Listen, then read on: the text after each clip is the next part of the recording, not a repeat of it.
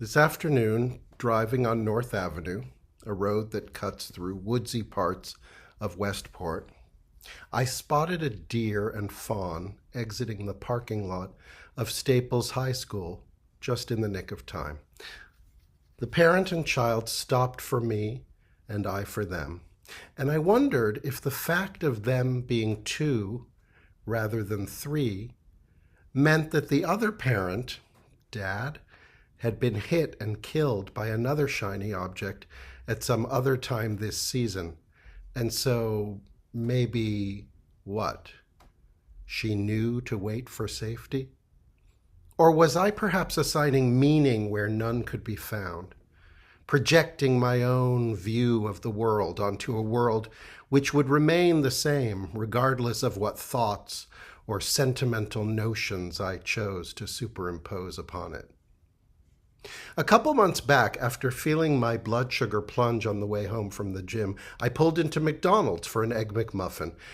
Whatever else one can say about the rest of that menu, when all you need is a protein fix, the Egg McMuffin satisfies.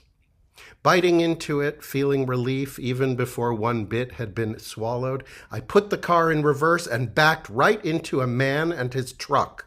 "What the fuck, man? Do you not even look where you're going?" he shouted as he slammed it into park to jump out onto the pavement.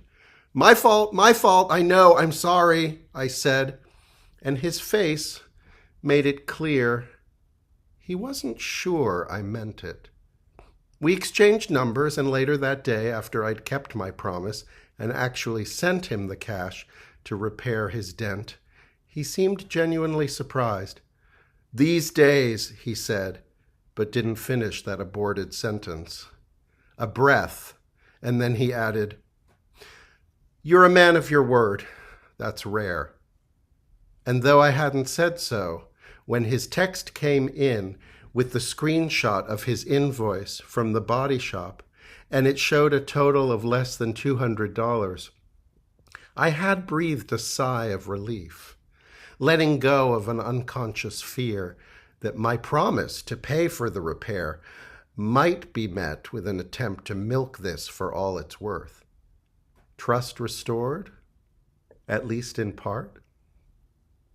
As I idled not 10 feet away from the deer and fawn, I saw a car coming up the hill from the opposite direction at a speed too fast to stop.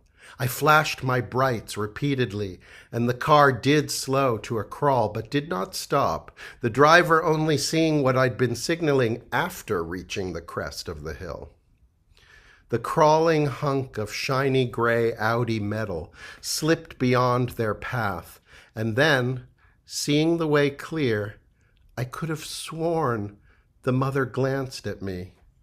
She and I made eye contact. She slowly walked her child to safety on the other side. Had we shared in that instant a moment of understanding? I don't know. I just know what I wanted to see. In a rising tide of cloudy gray misunderstanding, the possibility of a clarity, however brief, has caught hold of me on this muggy summer day in a town on the eastern edge of a country I barely even know.